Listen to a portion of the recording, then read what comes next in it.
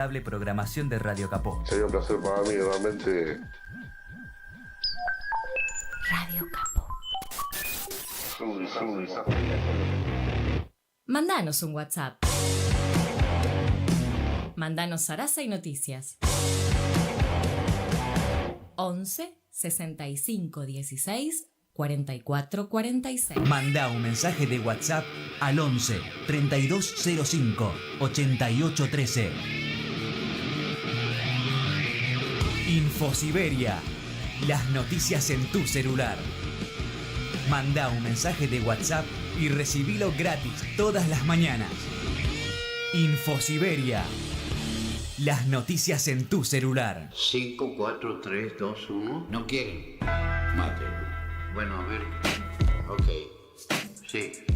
Esa, ¿no? Sí. Ahí sí puede ser. Radio Caput. Radio Caput. Radio Caput. Esto es Radio Caput. Buenas noches, muchas gracias. Radiocaput.com. Estás conectado. Estás en Caput. El olor en el fuego más sagrado de hoy, y buscarás el amor en un rostro ciego de lo que ya no sos, y quemarás el rencor en el fuego de un infierno precor, y buscarás esa voz que te recuerde para siempre quién soy. Y eso es así, ya lo verás. Hay gente arraigada solo a su mezquindad, en la desazón de no adueñarse del sol. Perdieron las alas de la fraternidad. Pájaro enfermo, sueña que vuela dormido, buscando en el cielo un sentido. La nube eleva un nido fractal donde cantará, quemará. Voces y contexto. Un concepto expansivo. Todas las voces, todas. También la tuya. Un programa que no te deja tranquilo. Un programa que no se queda quieto. Voces y contexto. Todas las voces, todas en Caput.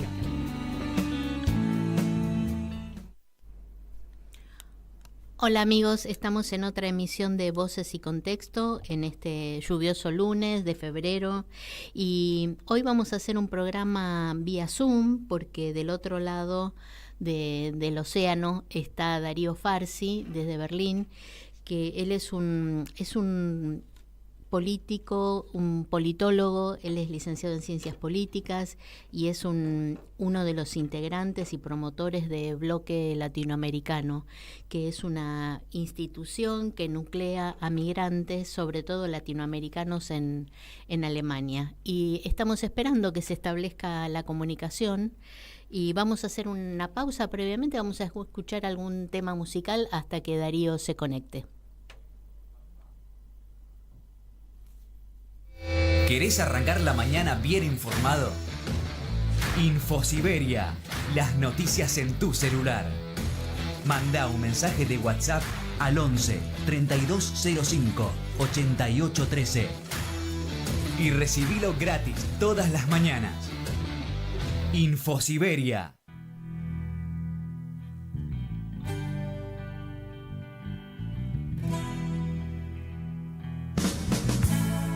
Una casa con 10 pinos, hacia el sur hay un lugar. Ahora mismo voy allá, porque ya no aguanto más.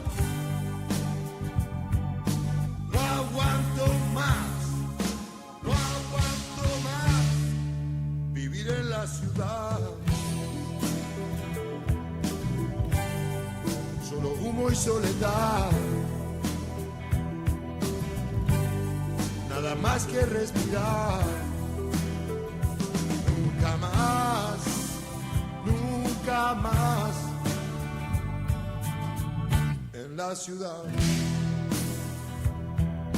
Mi jardín y mis amigos no se pueden comparar con el humo infernal de esta guerra de ambición para lograr o conseguir prestigio en la ciudad, dinero y nada más, sin tiempo de observar un jardín bajo el sol antes de morir.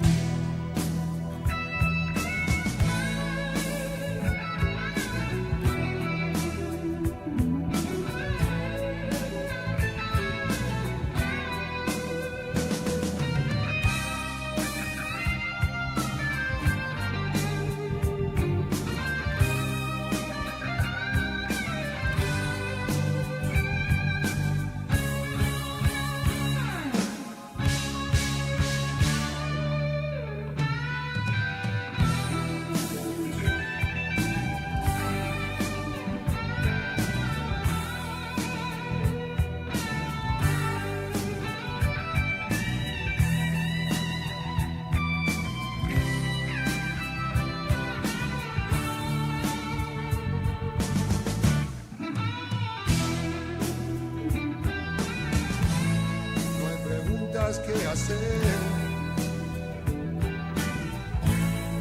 una simple reflexión, solo se puede elegir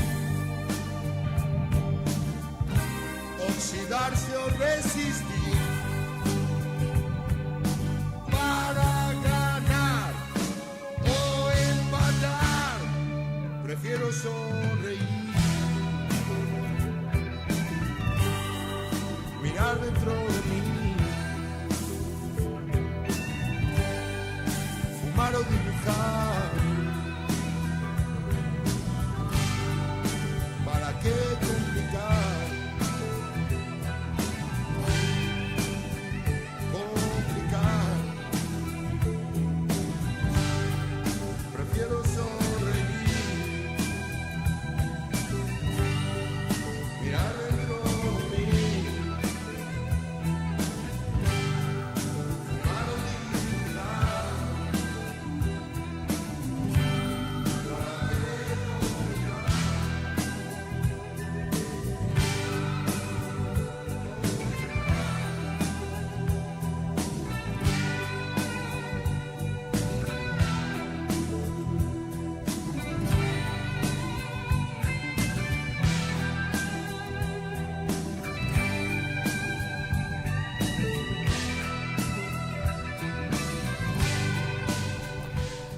Hola Darío, buenas tardes. Hola. Me parece que estás muy... ¿Cómo Hola, estás? ¿qué ¿Todo tal? bien? Bueno, valió la pena la espera, Darío, porque estuvimos escuchando a Papo. No sé si escuchaste algunos acordes finales. Sí, la escuché la canción. No podría decir cómo se llama, pero sí, claramente era Papo. Se llama Una casa con 10 pinos. Muy bien, perfecto. Bueno, Darío, bueno, te hice una presentación muy breve antes de que estuvieras conectado y así que me gustaría muchísimo conversar con vos justo en el día después de las elecciones, las promocionadas y expectantes elecciones en Alemania. ¿Cuál es tu panorama? ¿Cuál es tu visión de el clima social que hay hoy en Alemania o en Berlín? Bueno, por lo pronto quería pedir disculpas por por mi demora. Estaba en otra reunión justamente hablando de temas similares en mi grupo político sobre, bueno, qué impacto que tienen las elecciones y qué impacto van pensamos que pueden llegar a tener y cómo tenemos que manejarnos políticamente en relación a este nuevo contexto.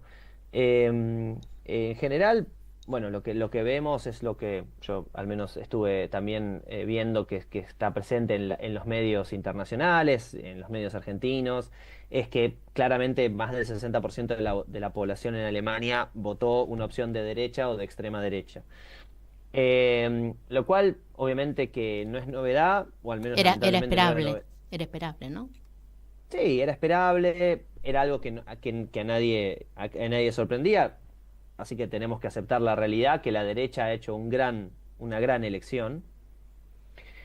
Y eso es inocultable y creo que en ese sentido las tareas que nos tenemos que dar, tanto los migrantes como otros sectores de la sociedad que se van a ver impactados por las políticas de este gobierno, va a tener que ser enfrentar con la mayor unidad posible a las fuerzas de derecha. Entonces yo creo que ese es el primer punto, es un punto importantísimo para tener en cuenta que se vienen tiempos complicados para la sociedad alemana y para la sociedad europea, porque Alemania obviamente es el motor económico de Europa.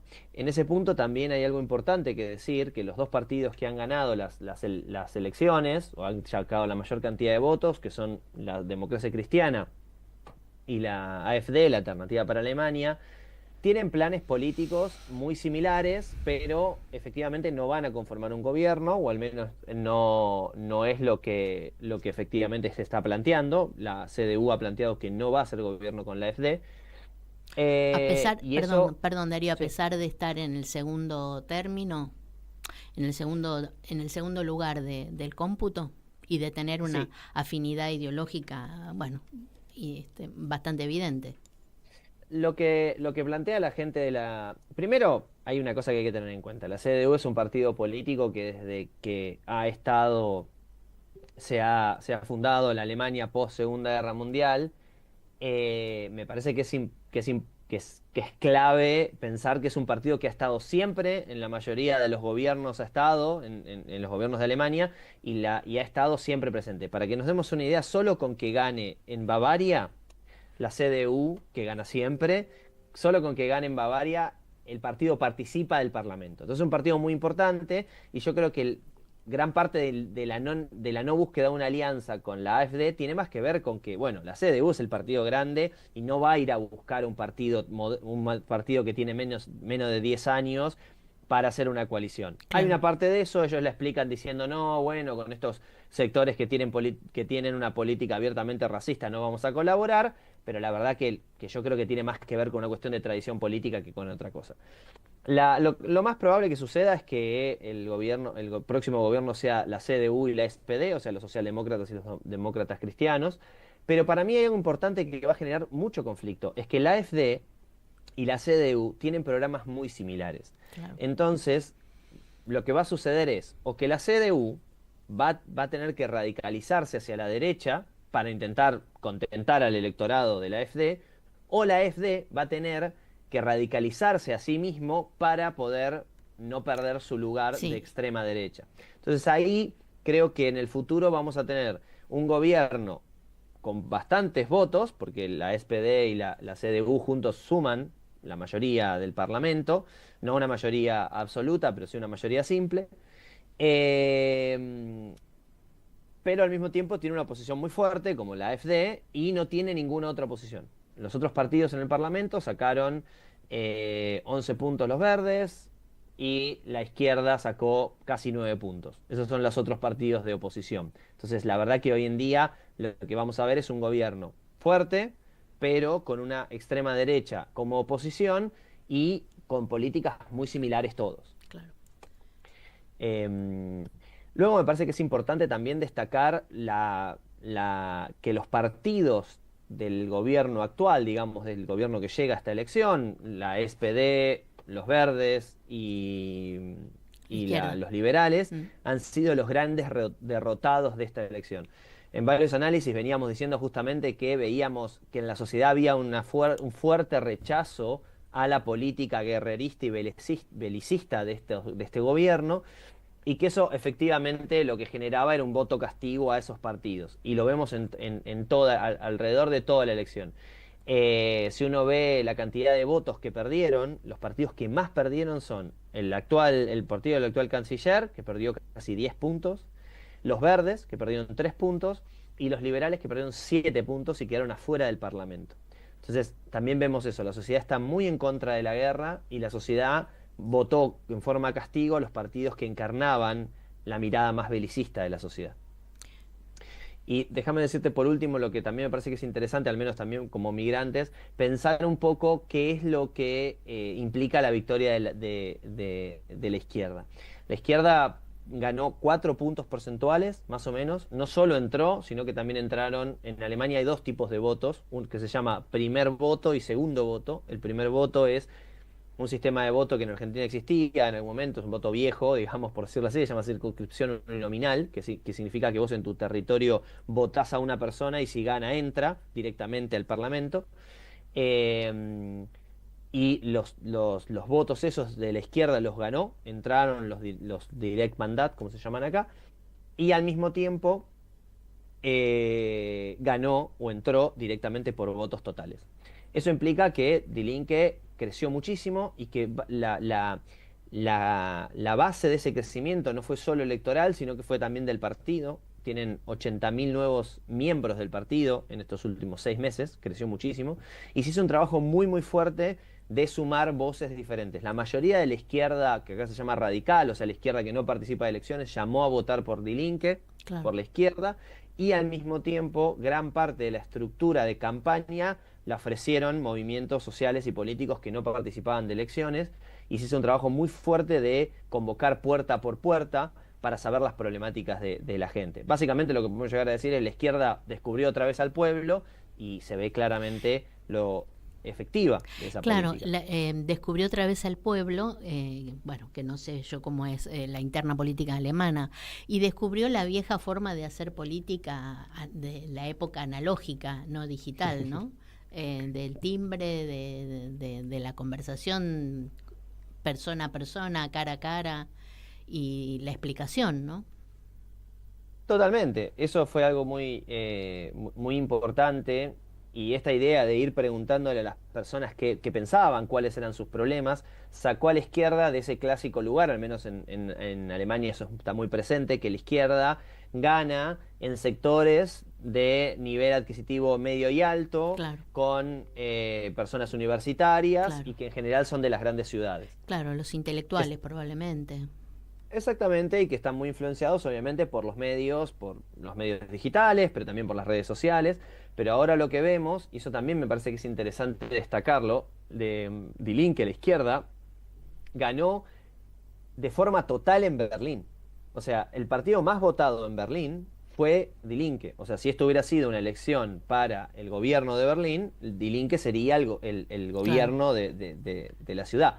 Y eso es algo interesante, no solo por la población que tiene Berlín, que tiene más o menos 3 millones y medio de habitantes, sino además también porque implica el crecimiento del partido territorialmente de una forma muy profunda. Y eso implica también que las personas del partido salieron a trabajar políticamente. Hoy en la mañana estaba en una reunión con algunos colectivos y me decían, yo conozco a la mayoría de ellos de hace un tiempo, nunca estuvieron involucrados en la política institucional y me dijeron, sí, bueno, tenemos nuestras diferencias, pero salimos a hacer trabajo político para Die Linke. Y un detalle interesante también es que Die Linke logró eso principalmente con este trabajo, pero además hizo otra cosa que fue muy importante. Primero, reeditó las figuras del partido, los clásicos estuvieron presentes en la elección, pero las caras visibles del partido fueron mujeres y jóvenes. Tanto la presidenta del partido, Inés, que bueno, vive en la misma ciudad donde vivo yo, o en el mismo barrio que vivo yo. Son vecinos. Somos vecinos, nunca la vi, pero somos vecinos. Ella ganó casi con el 40% en el barrio, en el distrito, digamos. La otra representante, que es la presidenta del partido en el Parlamento actual, también salió victoriosa. Y lo que también sucede es muchas figuras migrantes. uno de los candidatos más votados, que fue en Berlín, en el barrio Neukölln, es un hijo de migrantes, de kurdos, con un discurso muy fuerte en torno a los temas de migración, obviamente desde la izquierda. Y ese es el último punto que quería tratar sobre este tema, es que todos los partidos hablaron de la migración, pero solo Die Linke es el que lo trajo a la mesa de una forma progresiva. Claro. Y eso es algo importante porque todos los partidos están hablando de la migración y de cómo controlarla y cómo mandar a la gente de vuelta a sus países, cómo cobrarle, bueno, un poco lo que Trump está haciendo de forma totalmente grotesca. Porque en Alemania hay más o menos un 25% de la población que es migrante y que no puede votar, entonces es un chivo expiatorio para todo, ¿no? Como esas personas no tienen ni voz ni voto, básicamente les echan la culpa de cualquier cosa. Y eso es un trabajo político que tenemos que hacer, y es muy bueno que Die Linke haya entrado al Parlamento y que haya tantos nuevos diputados y hay un nuevo sector en la izquierda, porque esas personas son bastante más sensibles al trabajo con migrantes, a diferencia de los viejos representantes de Die Linke, que eran personas que venían de los viejos partidos comunistas y socialdemócratas, que el tema de la migración no era algo tanto clave, ¿no? El tema de la clase, no era esos acuciante, varones. no era un tema acuciante. Claro. Y eso me parece que es algo interesante que está sucediendo. No quiere decir que con esto vayamos a frenar la ola de derechización de la sociedad, pero sí me parece que es mucho más fácil discutir desde esa posición posibles políticas o posibles armados más amplios, no solo en términos de Alemania, sino en términos también internacionales. Este candidato que te digo que entró, que ahora es diputado nacional, ¿no? En el Bundestag, que sería como, bueno, en este país el Parlamento es el que gobierna, ¿no? Esta persona estuvo en Argentina el año pasado, se encontró con los compañeros del Frente de Organizaciones en Lucha, luego vinimos aquí, trajimos a gente del FOL, y hicieron actividades con Ferat Kocak se llama él, y básicamente uno de los puntos centrales que estuvimos discutiendo con este compañero es cómo construir un nuevo internacionalismo y cómo construir nuevas alianzas a nivel internacional que salgan no solo del sectarismo de la izquierda clásica, sino también del posibilismo progresista, ¿no? Ahí estuvimos en discusiones bastante interesantes, tomando como ejemplo, por ejemplo, el PSOL de Brasil, también discutimos sobre el FITU en Argentina, y ahí en ese sentido creo que hay mucha apertura para esto, y bueno, son momentos que deben ser así. Si no hay apertura en estos momentos donde la derecha está arrasando en las elecciones, va a ser sumamente difícil poder efectivamente generar un contramovimiento que por lo menos frene esto, ¿no? Claro. Bueno, hay un tema que me gusta conversar con vos. Yo más o menos sé lo que pensás, pero me gustaría que compartieras tu parecer. ¿Cómo ves, cómo interpretás, cómo explicás este giro para mí muy acentuado hacia las derechas, sobre todo en Europa? En Europa, bueno, y en el resto del mundo, inclusive Argentina. Pero vos, ¿qué interpretás? Sobre todo una sociedad tan particular, con una historia más o menos reciente, tan conflictiva como Alemania, ¿no? Esta vuelta a los fascismos, al nazismo, esta simpatía por las posturas más extremas. ¿Vos a qué crees que obedece? Cuando teníamos la ilusión, a lo mejor, de que la historia no se repetiría, ¿no? Bueno, yo realmente creo que la historia no se repite, sino que toma nuevas formas y toma inspiración de un montón de procesos, pero no se repite, ¿no? Como la historia de la Revolución Rusa no se repitió en Alemania en 1918 y 19, y como ahora estos nuevos neofascismos o neoconservadurismos no van a ser como el fascismo clásico. Entonces yo creo que ese es el primer punto importante para destacar. Si uno piensa que con las categorías del fascismo clásico va a entender los procesos actuales, va a estar difícil. Y si va a intentar que todo encaje en eso, vamos a tener una miopera política para entender qué sucede en el contexto actual. Pero obviamente hay similitudes y obviamente hay referencias y hay procesos que son similares. Claro. Entonces, primero hagamos esa salvedad. Luego, en el punto concreto de Europa, que me parece que el proceso es diferente a Latinoamérica, por eso cuando suelen hacer comparaciones, ¿no? con esta, yo mismo cuando digo la internacional conservadora, la internacional conservadora tiene hay adentro gente que opina cosas completamente, diametralmente opuestas, ¿no? Lo que piensa Milei no tiene nada que ver con lo que piensa Orbán, y difícilmente se pudieran poner de acuerdo en temas económicos con Trump, por ejemplo. Hay un rasgo muy muy fuerte que los unifica y que los caracteriza, que tiene que ver con yo diría, hay varias cosas, pero principalmente son dos. Primero, un fuerte identitarismo, o sea, lo que los que los reúne y los convoca es esta idea de defender la construcción de la familia, y que el centro de la escena política sean varones heterosexuales, blancos, de clase media alta y de clase alta mejor. O sea, esa idea identitaria los unifica y los consolida muy fuertemente en su discurso. Te interrumpo aquí para hacerte una repregunta. ¿Vos pensás que es ese aspecto? ¿No pensás vos que hay ahí un manejo o un interés desbordado del capitalismo, del neoliberalismo? Además de este otro rasgo que tiene que ver con lo identitario. Yo creo que eso, a ver, no veo razones económico-productivas para ese discurso tan fuertemente identitario. Pero sí veo algo que está vinculado a eso, pero no está vinculado directamente. Para mí el tema de lo identitario y estos exabruptos, por ejemplo, que tiene Milei, pero que también los tuvo Meloni o en algún momento los tuvo Trump, o Biden, por ejemplo. Biden, que es la principal candidata de la AfD, es lesbiana, pero ella no se autorreconoce como lesbiana, sino dice, yo estoy casada con una mujer, no soy lesbiana.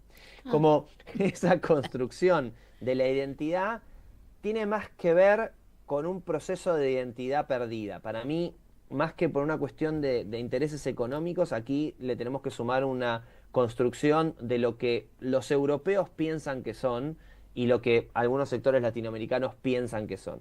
Que es esta idea de nosotros éramos pueblos imperiales que íbamos conquistando por el mundo y básicamente explotábamos a todo el mundo y la pasábamos bárbaro.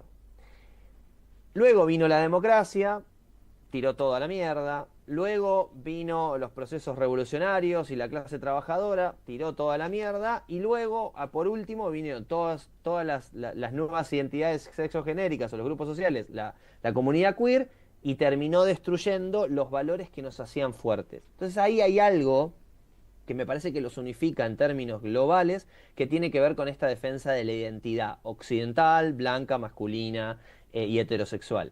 Y eso, a pesar de que a las personas que estamos del otro lado de esa posición nos parezca algo bizarro pensarlo así, cumple un rol muy fuerte en términos de la identificación social y política. Cuando uno recorre los territorios del este europeo, pero también de Alemania, uno descubre que personajes como Merz, el que va a ser canciller de Alemania y el principal candidato de la CDU, con su discurso de yo soy un abogado exitoso, blanco, que cuido a mi familia, ese personaje tiene un efecto muy fuerte en el oeste, por ejemplo, alemán, ¿no? En el lado que era capitalista. Sí. Un efecto muy fuerte de la persona que es ordenada, que es gerente de las mejores empresas, pero que lo hace todo bien. Que lo hace todo bien. Pero que no se deja pervertir por esta ideología de género, como sí lo hicieron los otros candidatos. Y por el otro lado, la gente de la AfD, que votó por la AfD, que es gente del este, lo que te dicen es, esas personas de la AfD son gente como yo, hablan como yo, hablan mal, se confunden, no son personajes que entienden todas las teorías, no les importa, que es algo más parecido a Milei, ¿no? Como un tipo que entiende muy poco del mundo, es un bruto. Entonces, esa identidad hace que sea muy fuerte su tracción en términos políticos sociales. Entonces, ese es el primer punto. Y el segundo punto, más obviamente que hay un componente político-económico muy fuerte, que tiene que ver con lo que yo llamaría un nuevo régimen de acumulación, que llamaría liberal-conservador, que tiene que ver con que esta alianza y este matrimonio clásico entre democracia política y democracia económica, al menos en el norte global, se rompió, yo diría, no definitivamente, pero casi. ¿Y qué quiere decir eso? Quiere decir que los sectores concentrados del poder, las élites, o la burguesía transnacional, como le quieras llamar, construyeron o se consolidaron en esta idea de que ganada la batalla frente a ciertos sectores que intentaban ponerle algún tipo de freno al desarrollo del capital, los socialdemócratas, el paso es refundar el Estado. Que el Estado, como está pensado ahora, da demasiados beneficios. Que el Estado, como está ahora, da demasiadas posibilidades de ascenso social a sectores de las clases medias y de las clases medias urbanas. Que eso no tiene que ser así. Si vos te lo pones a pensar, lo que Milei llama la casta, en realidad es el AMBA, ¿no? Porque si uno ve sus políticas, la mayoría de los sectores damnificados son las clases medias bajas de los sectores urbanos. Sí. Y en eso, en Alemania funciona muy parecido también. O sea, y también funciona así todo el discurso de Elon Musk, ¿no? Como, bueno, estos sectores urbanos que se aprovecharon de los hombres blancos de campo, ahora van a pagar. Biden y toda la AfD tiene un discurso muy, muy fuerte de basarse en el campo tradicional alemán, lo mismo que la CDU. La CDU es su lugar fuerte, son los sectores campesinos, o bueno, productores agropecuarios, sí, llamarlo mejor, de esos sectores, digamos, del sector oeste de Alemania y del sur. Y en una alianza con las empresas de tecnología más grandes del mundo, sobre todo en el caso estadounidense, y aquí en el caso alemán, con los sectores del capital financiero. Entonces, yo lo que veo es que en términos de los sectores, digamos, de cómo el capitalismo va a administrar la siguiente fase de este sistema mundo, tienen que ver con muchísimos menos derechos, sectores populares muchísimo más controlados y reprimidos, pero al mismo tiempo una destrucción de la clase media en países donde antes eran muy fuertes, como en Estados Unidos, pero en Europa en general. Y eso es una interpretación que hace las clases altas, y por eso es el salto de la élite tecnocrática como Elon Musk a el Estado, como decir, este Estado no lo podemos dejar a los socialdemócratas y dejárselo a las clases medias que se beneficiaban del neoliberalismo. Vamos a seguir haciendo neoliberalismo, pero ahora nosotros vamos a administrar el Estado. El Estado ahora vuelve a ser, si se quiere, como era a principios del siglo XX, un comité que administra los intereses de la burguesía y borrarle todo lo socialdemócrata o estado de bienestar que quede. Y por último, con esto termino esta idea, ese lugar deja a Europa en un lugar muy difícil. Porque hoy en día, si uno analiza lo que pasó con la criptoestafa que promovió Milei y que él además ideológicamente plantea como el futuro del capitalismo, es un lugar que Europa no tiene ningún valor agregado para eso. Europa está muy atrasada en términos económicos, sobre todo Alemania, para poder participar de esa estructura de acumulación, y la única apuesta que tiene el capitalismo alemán es participar de eso con el proceso de especulación financiera. No participar de la valorización de capital a través de las tecnologías de software, inteligencia artificial, porque ahí Estados Unidos y Alemania y China le llevan años luz de ventaja, sino que les interesa que esa acumulación y esa competencia pase en algún punto por Alemania y deje algo para promocionar la bicicleta financiera. Básicamente ese es el plan. Claro. Ahora, Darío, esto que vos explicás de este punto de vista tuyo, ¿no sería, o sea, esta postura no tendría algún punto de contradicción? Porque esta descripción que vos hacés y esta valoración de lo identitario, con estas políticas de destrucción del Estado, de pérdida de derechos y bueno, todo lo que implica, lleva también a una pauperización y esa identificación identitaria con el blanco, el heterosexual, etcétera, etcétera, entra en colisión. Porque totalmente sabemos que eso genera más igualdad, más violencia, más exclusión, más pobreza, por supuesto, que son todas cosas que en definitiva complican más todavía la vida social, ¿no? Si no se avisora a futuro una sociedad más tranquila o más armónica, más manejable para el ideario socialdemócrata, por ejemplo. No, totalmente. Por eso lo que estamos viendo es que los socialdemócratas, que son el sector que básicamente ha acompañado tanto a los gobiernos de Merkel como fue el principal partido de la coalición, y ahora actualmente seguramente es muy probable que sea parte del gobierno que siga en Alemania, tienen una posición de acompañar, son títeres de estos intereses y es básicamente lo que también los pone en una posición de ir corriéndose de la escena política, de tener un lugar muy preponderante, a ser meros invitados de piedra para la cena, ¿no? Como un poco como le pasa a los radicales en Argentina con Milei. Sí, le dan $200.000, pero les votan todas las leyes. Más o menos la SPD está quedando en ese lugar. Y lo que están intentando, y eso es un poco como el trade-off, el intercambio que están haciendo con los gobiernos de extrema derecha o con los partidos, es decir, bueno, salvame ciertos sectores, como decir, bueno, vas a hacer mierda a todos los productores pequeños y medianos, bueno, pero salvame estas grandes, 3, 4 grandes empresas. Vamos a hacer mierda al sector automotriz, perfecto, pero salvame, no sé, 200.000 puestos de trabajo de la élite de la clase trabajadora.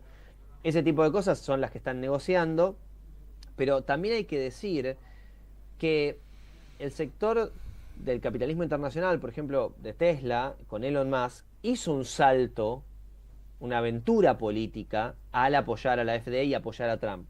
Recordemos que Elon Musk era reconocido y era interpretado como el futuro del capitalismo. O sea, hace 4 o 5 años los verdes acá, los socialdemócratas, planteaban que ese era el futuro del capitalismo, el capitalismo verde, el que iba a abandonar con la contaminación en las ciudades. Aquí mismo se inauguró en el 2022 la planta más grande de Tesla fuera de Estados Unidos, en donde trabajan 16.000 trabajadores, y el que la fue a inaugurar fue el canciller de Alemania, Olaf Scholz, el de la socialdemocracia. Y él planteó en esa reunión, bueno, aquí tenemos el futuro de Alemania. Y hoy en día ese mismo, Elon Musk, dice hay que votar por la AfD. Hay un cambio. Entonces también es cierto que el capitalismo se va a reorganizar. Porque las alianzas, por ejemplo, Elon Musk, que representa a Silicon Valley en Estados Unidos, también hace un salto a irse con los republicanos y con Trump. Ahora vamos a ver qué pasa con el empresariado alemán, a ver si también da ese salto de equilibrista, digamos, hacia las alianzas con los nuevos sectores en el poder. Veremos, por ahí hacen un salto y se van con la AfD, no lo podemos saber. Claro. La contradicción que vos decís está latente. La salida que ellos plantean, al menos públicamente, es, sí, todo eso es cierto que vos estás planteando, pero lo vamos a solucionar reprimiendo muy fuertemente a los migrantes. Y que los migrantes reemplacen a los trabajadores alemanes. Y los que no, cerrarán las fábricas, como ya se han planteado, que se van a perder algo así como 250.000 puestos de trabajo en el sector industrial alemán de acá a 5 años. Claro. Esa es la salida, digamos, o la propuesta. Bueno, te comunico que acá ya los 250.000 puestos de trabajo ya se perdieron en un año, así que me parece que le vamos a llevar la delantera a los alemanes. Espera, déjame decirte algo ahí, eso es algo importante. Eso es algo importante, porque los 250.000 puestos de trabajo que se perdieron en Argentina son en general puestos de trabajo de sectores no informales, pero precarizados, digamos, sí. No con buenos contratos, ni en el sector público, digamos, de élite. Aquí cuando estamos hablando de 250.000 puestos de trabajo, estamos hablando son trabajadores bien. Trabajadores bien. Que ganan entre 3.000 y 6.000 euros por mes. De esos trabajadores estamos hablando. No estamos hablando del trabajador que trabaja en una cocina. Eso ni siquiera está en la estadística. El problema de esos trabajadores, y ahí va la discusión, es que son los que aportan al sindicato, claro, y los que aportan a la seguridad social del Estado, claro, y los que aportan pagando impuestos. Claro. Entonces ahí hay una discusión política, y es por eso que tanto la CDU como antes los liberales en el gobierno anterior planteaban, hay que reducir, no hay que recaudar más, hay que recaudar menos, porque esta gente no va a poder pagar más, claro, pero entonces saquemos todo lo que no tenga que estar en el Estado. Claro, claro. Darío, y que lo mencionaste recién tangencialmente, ¿qué pasa con la población migrante? ¿Y qué pasa, me interesa mucho, con el bloque latinoamericano? Bueno, en este caso concreto, una de las cosas que estamos viendo, analizando, es, hay una razón económico-política para que efectivamente todos los partidos hablen de la migración.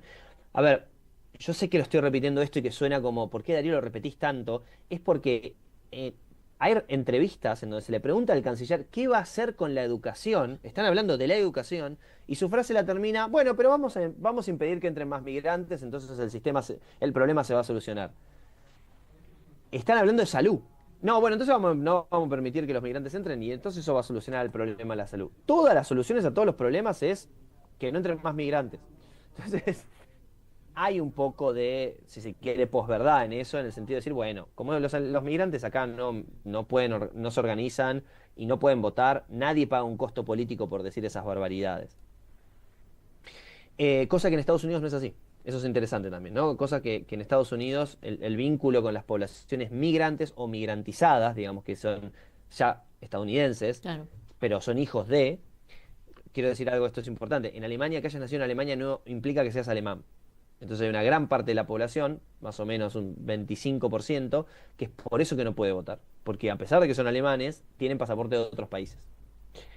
Cosa que en Estados Unidos no pasa. Entonces, eso hace que la migración sea un perfecto chivo expiatorio. Entonces, una de las batallas que políticamente tenemos que dar es corrernos de ese eje de chivo expiatorio para todo y explicar concretamente, primero, qué rol cumplimos acá, y segundo, cómo podría ser que echándonos se solucionen todos los problemas. Esa es una primera de las batallas discursivas. Luego, la otra batalla discursiva que tenemos que dar es plantear en términos político-económicos qué rol cumple la migración y por qué Alemania no puede sobrevivir sin migrantes. Claro. Alemania, vos vas a cualquier restaurante, todos los trabajadores de los restaurantes, de la cocina, son todos migrantes. Pedís una pizza, migrantes. Arriba de un taxi, migrantes. Entonces, ¿qué tenés? En los hospitales, toda la parte de enfermería, todos migrantes. Claro. La parte de cuidados, de las personas que cuidan los viejos, todos migrantes. Entonces, lo que están planteando estos tipos es que lo que van a hacer es aplicar políticas tan restrictivas en todos los términos que van a generar no que no haya migración, porque la migración es un proceso social y político, no se puede evitar con leyes. Como decir, no, voy a hacer que el sol no salga por las mañanas. No va a pasar. Lo que van a hacer es que entren esas personas en situaciones tan precarias que puedan aceptar cualquier cosa. Claro. Esa es la razón que hay detrás de todo este discurso. Lo mismo pasa en Estados Unidos, que es bajar tanto el costo de la hora de trabajo de un migrante que al final el resultado de toda la caída de productividad, de la caída de salarios, tenga sentido. Porque una de las cosas que pasó, y eso me parece importante destacarlo, es que esto ya se practicó en Alemania. En el 2000, a principio de la década del 2000, Schröder, el canciller alemán de la SPD, aplicó una política que llamó Agenda Alemania 2010, que era una reforma estructural del Estado. Básicamente intentando borrar todo el estado de bienestar, intentando aplicar políticas del no neoliberalismo, digamos. Y una de ellas era abrir la puerta a los migrantes para bajar los costos laborales. Entonces, eso ya se hizo y ya funcionó bien. La economía alemana despegó en todo ese proceso. Pero claro, también subieron los salarios. Pero pasó una cosa importante. Luego de la pandemia, Alemania entró en la guerra en Ucrania contra Rusia y básicamente aplicó una política de economía de guerra. ¿Qué implica economía de guerra? Orientar los recursos a la construcción de armamento y el envío de armamento, financiar las estructuras de armamento, hacer crecer el ejército y al mismo tiempo un aumento fuerte de los costos de vida. Pero los salarios no aumentaron en el mismo porcentaje Claro. que la inflación. ¿Qué pasó eso? Claro, las personas que viven en la informalidad no recibieron esos aumentos, pero las personas que, sufrieron las consecuencias, pero las personas que estaban asalariadas en términos formales no recibieron la misma cantidad. Entonces cayó su poder de compra. Entonces, eso, ¿en qué impactó eso? Impactó en que en todas las empresas de servicios bajaran sus ventas y entrara en recesión la economía, que es un poco lo que están planteando. Entonces, la gente ya no compra casas, la gente ya no compra autos. Entonces, ahí tienes dos opciones: o aumentás los salarios, que es algo que esta extrema derecha no va a hacer, Claro. o destruís más la base del ejército de reserva, que son migrantes. Uno de los empresarios, un empresario turco-alemán, que fundó una empresa que se llamaba Gorilas, que empleaba 100% migrantes y que hacía delivery y también después tenía como un supermercado online. Hace, creo que fueron 2 años, se cerró su empresa, cerraron 2 empresas muy grandes, y dijo, es que el problema es que la gente ya no tiene plata para pagar ese recargo de 15-20% por cada hamburguesa. Entonces, ¿cuál es la salida ahí? Destruir los salarios y las condiciones laborales de los migrantes. Claro. Sí. Sí, continúa, que quiero hacerte una próxima pregunta, pero termina este concepto tuyo.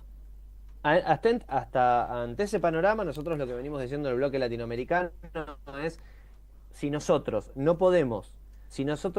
tenemos migrantes que vienen en peor condición laboral, con peores salarios y que aceptan cualquier condición, los que se van a ver damnificados no son solo esos migrantes, claro, porque esos migrantes, para que vengan a Alemania, tienen que venir de situaciones peores aún. Claro. Entonces, incluso así, la gente va a seguir viniendo, porque incluso así, esa gente gana en 3 meses lo que ganaría en 3 años en sus países.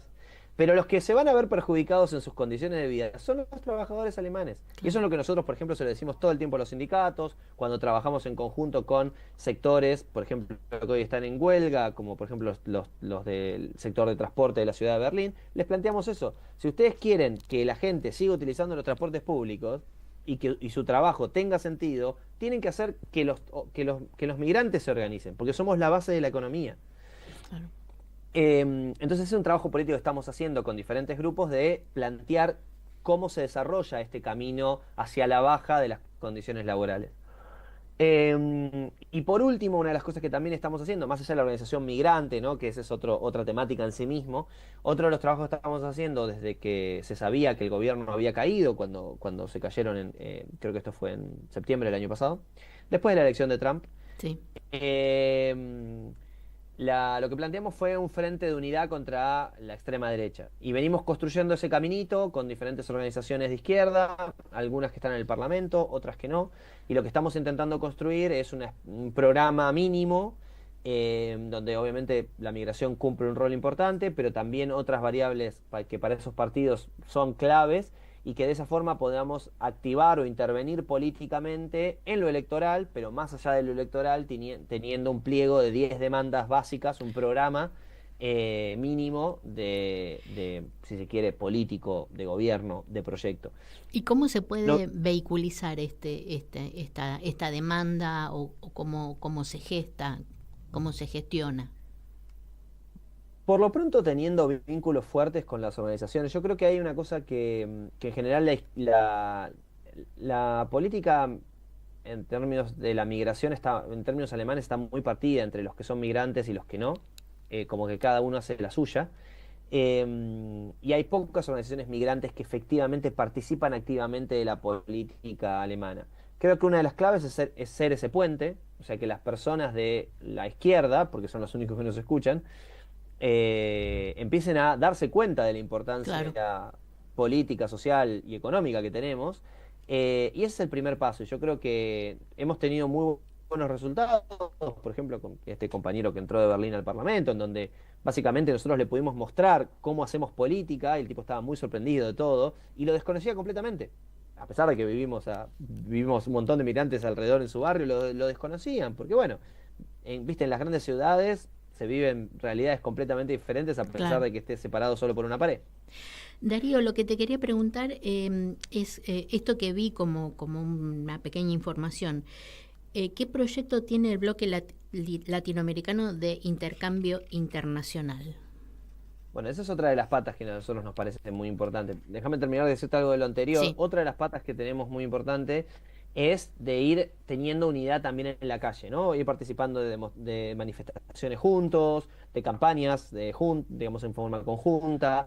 Y finalmente, si obviamente esto llegara a funcionar, teniendo un plan mínimo para futuras elecciones, ¿no? Este fue el primer paso. Obviamente en un parlamento gobernado por la derecha vamos a poder hacer muy poco, pero el año que viene hay elecciones en Berlín y la idea sería que los candidatos de la izquierda lleven parte de este programa. Entonces, me parece que esos son los caminos. ¿Son difíciles, pero bueno, la elección de ayer ha demostrado que no es imposible, claro, incluso en un contexto de derechización, hacer de la izquierda un partido que pueda disputar el poder. Pero bueno, estamos en eso. Y lo que me decías del intercambio es otra de las patas que estamos trabajando, que tiene que ver con la posibilidad de sumar. Primero, lo que estamos intentando hacer es generar un intercambio entre personas que están politizadas aquí en Alemania, pueden ser migrantes o pueden ser alemanes, o de otros lugares, pero que están politizadas acá y que se han formado acá políticamente y están organizadas acá, y que vayan a conocer las experiencias, en este caso concreto, del Frente de Organizaciones en Lucha en todo el país, ¿no? Pero en este último intercambio, que fue el año pasado, fuimos con unas 15 personas a conocer todo lo que es el trabajo político del AMBA, pero también el trabajo que hacen en Formosa. Y un poco la idea ahí es tener un intercambio de experiencias, pero al mismo tiempo mostrar cómo se interviene en la realidad, esto que hablamos al principio de descubrir la cuestión social, poder intervenir políticamente de esa forma, como hacemos en Latinoamérica, pero para trasladarlo al contexto alemán. Esa es una pata, y que este año la vamos a volver a hacer, otra vez con Argentina. Y al mismo tiempo queremos en el futuro extenderla a Brasil, a Chile, a México, bueno, a otros países, pero obviamente hay que tener una infraestructura para eso, porque no cae de la nada. Y al mismo tiempo tenemos ganas de desarrollar un espacio político, más bien de discusión. Nosotros le llamamos a esto mesas estratégicas, en donde nos podemos sentar a discutir la estrategia a seguir con diferentes organizaciones. Queremos trabajar con gente o tenemos contactos con gente de Argentina, de Brasil, de España, con gente también de Hungría. Hay un movimiento muy interesante en Hungría que se llama SICRA, que es un movimiento barrial, que es la única oposición que existe en Hungría ante el gobierno de Orbán. Y la idea es reunirlos, tener una mesa y tener una mesa de acción conjunta. Eso es algo que vamos a desarrollar este año. Y por último, todos estos trabajos internacionales se basan en una territorialización y en una extensión territorial del bloque latinoamericano, un trabajo que empezamos hace ya 2 años, que es básicamente desarrollar o acompañar el desarrollo de organizaciones latinas en diferentes ciudades y regiones de Alemania. Entonces un poco la idea es unificar este trabajo de intercambio para convocar a la gente y decirle, bueno, ¿querés venirte al intercambio? Buenísimo, pero hay que organizarse para eso y generar espacios de organización en las ciudades. Hasta ahora hemos conseguido ese trabajo, hemos hecho ese trabajo político en Hamburgo, en Kassel, en Leipzig, estamos iniciando trabajo político ahí, en Hannover, y la idea es ir desarrollando de alguna forma estructuras de organización comunitaria o política vinculada a Latinoamérica en cada una de esas ciudades. Entonces, lo internacional se desarrolla o se conecta con un trabajo de extensión territorial. Porque nosotros creemos que lo internacional, si una organización no tiene peso en su territorio, lo internacional es humo, entonces queremos hacer que eso vaya compasado y que vaya al mismo tiempo. Claro. Bueno, sumamente interesante y nuevo para pensar y para apoyar. Y Darío, tenemos pocos minutos, me gustaría una última reflexión, ya que estuviste hace poco en Argentina. ¿Cómo ves el panorama político aquí en la Argentina, a la luz de todos estos acontecimientos? Bueno, el panorama en la Argentina. Bueno, el panorama en la Argentina es, como siempre, muy dinámico y cambiante, y es algo que, bueno, no dije antes, pero creo que también se entendía por mis palabras. Creo que estamos en un contexto muy cambiante. En general, Argentina, si Argentina va a 100 por hora, creo que el mundo va a 80.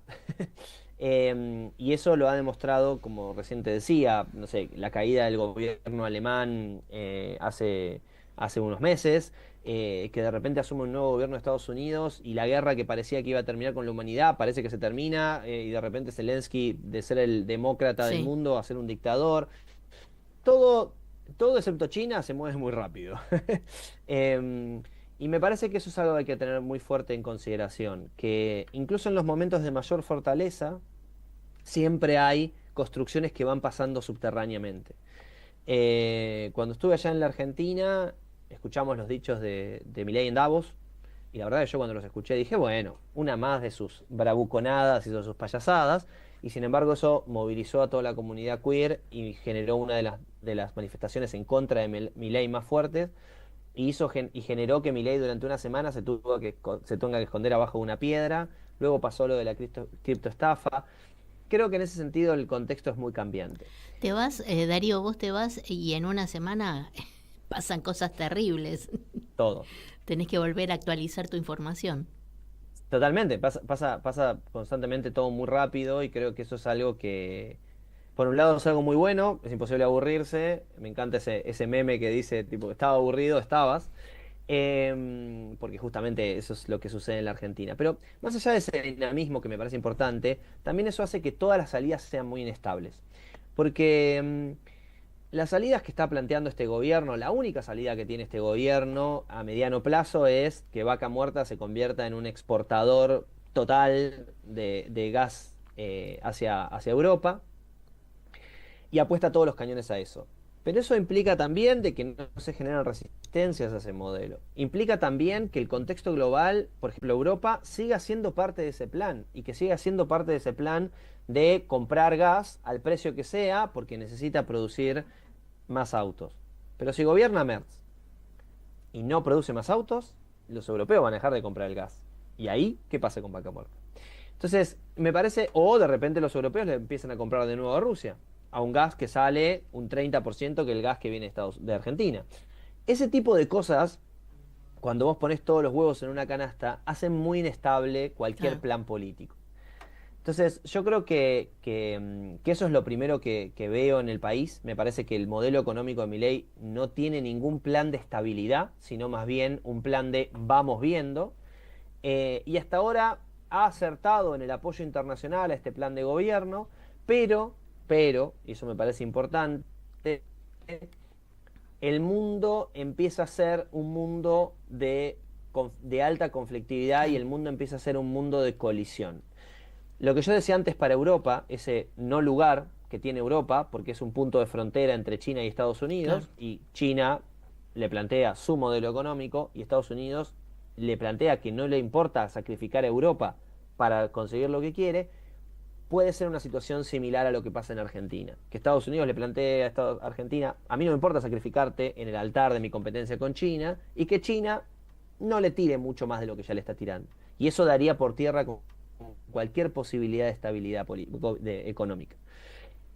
Lo otro que me parece en términos políticos es que la democracia liberal republicana como existe en la Argentina está completamente en bancarrota. Lo que hemos visto con los senadores volviendo de su el Poder licencia, Judicial. bueno, el Poder Judicial, pero el Poder Judicial ya sabemos que era una payasada hace mucho, pero todo lo que hemos visto en este año con Milei, de lo ensobrados que están los senadores y los diputados a niveles obscenos, que no solo por cargo, sino que un tipo vota a favor de un proyecto, de su propio proyecto, y después vota en contra. Ese tipo de cosas implica que necesariamente tenemos que discutir qué formas políticas y de gobierno estamos teniendo en la Argentina. Y creo que más allá de que hoy en día lo económico es muy importante, creo que cualquier gobierno que siga después de Milei o que lo reemplace va a tener que necesariamente aplicar políticas muy fuertes en términos de cómo está la institucionalidad liberal en Argentina. Porque si no, no solo va a volver a pasar esto que estamos viviendo, sino también que el proceso de deslegitimación del sistema va a ser muy, muy profundo. Y por último, siento que está empezando a suceder algo que efectivamente por suerte vuelve a suceder siempre en Argentina, que es un proceso lento, pero de reorganización popular y de construcción de esperanza en los microespacios. Todavía no lo vemos, todavía no vemos grandes proyectos políticos, pero sí, al menos las conversaciones que yo tuve con militantes, o con gente que dejó de militar y volvió a militar. Sin que cuentes detalles, pero tu impresión, ¿dónde ves que eso se está gestando? No me refiero al lugar físico, sino en qué tipo de agrupaciones o qué tipo de movimiento. Mira, voy a decir algo que es muy polémico y que es muy que puede ser para otra entrevista, que tiene que ver con que luego de con todo la destrucción que generó el gobierno de Alberto Fernández, en todos términos, pero en términos de la moral militante, hay mucha gente que dejó de militar.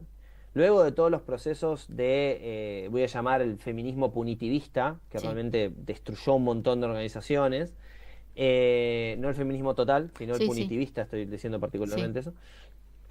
Mucha gente había dejado de militar, y de a poquitito van volviendo a la militancia. Mira, en el caso concreto del intercambio que hicimos entre el Bloque Latinoamericano y el Frente de Organizaciones en Lucha en Argentina.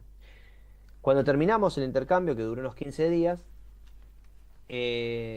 uno de los compañeros dice: no, la verdad que esta experiencia es muy buena, y empieza a plantear empieza a hacer un reconto, dice, che, pará, lo único bueno que nos pasó en todo el año fue esta experiencia, este intercambio, que venga gente y valorice lo que nosotros ya no podemos valorizar porque estamos constantemente en el día a día haciendo un millón de cosas. Y mientras estaba esa conversación, varias personas empezaron a decir, esto me dio la esperanza para seguir militando. Yo estaba a punto de dejar, me acuerdo que después estaba tomando una cerveza con una compañera y ella me decía, yo 25 años tenía. Yo la verdad que estaba muy conflictuada con todo lo que era la militancia y la verdad que ver que hay gente que nos toma de ejemplos a nosotros, me dio la luz de interpretar que es posible construir una alternativa popular que vaya más allá de los horizontes que nosotros estamos viendo, de la mirada corta, digamos. Y esos procesos son los que yo veo que se van generando de a poquitito y que otra vez, y eso es algo muy interesante, porque lo voy a comparar con Alemania otra vez, entre la juventud, el partido más votado, entre los que por primera vez votaban, era la izquierda. Vamos a ver qué pasa en este año, donde una nueva generación vote, qué va a pasar cuando los libertarios ya no son los que gritan de afuera, sino los que tienen que justificar sus chanchullos, a ver qué pasa con la juventud. Me ha pasado de encontrarme con gente muy joven, muy militante y muy comprometida. Y eso hace mucho no me pasaba. Tenés que venir más seguido, Darío. Sí, no tiene nada que ver con que yo vaya, pero tiene que ver con que se están generando nuevos procesos. Y como siempre sucede en la Argentina, uno no la ve venir y de repente alguien abre una olla y todo la sorpresa no se anuncia, ¿no? Dice un dicho. Y en política yo creo que también hay una cosa que incluso en los momentos de mayor poder del contrincante, del enemigo, en este caso que es Milei, surgen resistencias y surgen muchas veces hasta errores no forzados, como lo de la criptomoneda, pero al mismo tiempo empieza a consolidarse una oposición más bien por la base que empieza a definir nuevas formas de intervenir políticamente. Creo que un ejemplo concreto de lo que pasó con Kicillof me parece que es muestra de eso. Más allá de que eso es la rosca, ¿viste? La rosca de la rosca de la rosca, me parece interesante ver cómo ese candidato, o ese futuro candidato, ese gobernador de la provincia, ve que hay espacio político para una nueva fuerza política. Y eso me parece un signo saludable. Y me parece que es un signo de la etapa, de que hay un hartazgo general con el kirchnerismo, con los liberales, y que hay lugar para crear cosas nuevas. Ahora hay que ver si desde la izquierda podemos sentarnos a construirlas, porque esta esperanza y esta ebullición popular no va a durar para siempre y se canaliza. Claro. Hay que ver para dónde, ¿no? Bueno, Darío, mira, nos pasamos 2 minutos y acá está Martín moviendo los deditos sobre el escritorio. ¿Querés decir algo más antes de que te salude? ¿Querés saludar vos? ¿Cómo nos despedimos? No, yo lo único que me gustaría decir primero es gracias por el espacio, gracias por el tiempo, gracias por la paciencia, por las buenas preguntas. También a la gente que está escuchando, gracias por escuchar. Sé que a veces no es lo más divertido de hacer, escuchar sobre estos temas, pero me parece que, y con esto sí quiero cerrar, me parece que es un momento en donde tenemos que dejar nuestras zonas de confort y salir a convencer a la gente, salir a efectivamente explicar cosas, a hablar de cosas, porque eso que a veces no genera efecto, tiene efectos muy fuertes cuando la persona se ve confrontada con otras realidades en donde vos le diste parte de alguna explicación posible. Y a pesar de que sea frustrante, me parece que es una tarea que cualquier persona puede hacer, intentar convencer y construir políticamente en conjunto. Y si vemos el éxito de la izquierda alemana en esta elección, tuvo mucho que ver con eso, con ponerse a escuchar lo que las personas tienen para decir, a pesar de que te dé bronca, y a pesar de que vos digas, me quiero ir a mi casa, me quiero ir a tomar un vino. Me parece que es una tarea importante que tenemos que volver a construir desde la izquierda. Así que nada, gracias por el espacio y gracias por tener el programa también y este espacio para mucha gente que ha pasado, que conozco muy bien también. Bueno, Darío, yo te agradezco mucho tu tiempo. Hay una diferencia de horario, yo sé que tenés un día largo. Y te agradezco no solamente hoy, tu participación hoy, sino todo tu despliegue a lo largo de tantos años en esta clara dirección política. Yo te agradezco mucho y te deseo, por supuesto, momentos mejores. Gracias Adriana. Yo creo que los vamos a conseguir. Yo creo que están más cerca de lo que uno piensa. Sí, realmente creo. que sea así. Gracias, Darío. Hasta pronto. Un beso. Hasta Gracias. luego a todos. Chau. Chau, gracias a ustedes. Bueno, nos despedimos.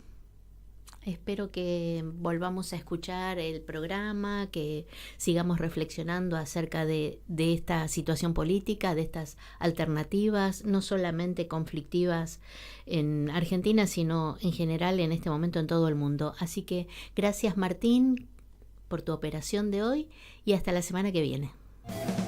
Voces y contexto. Todas las voces, todas.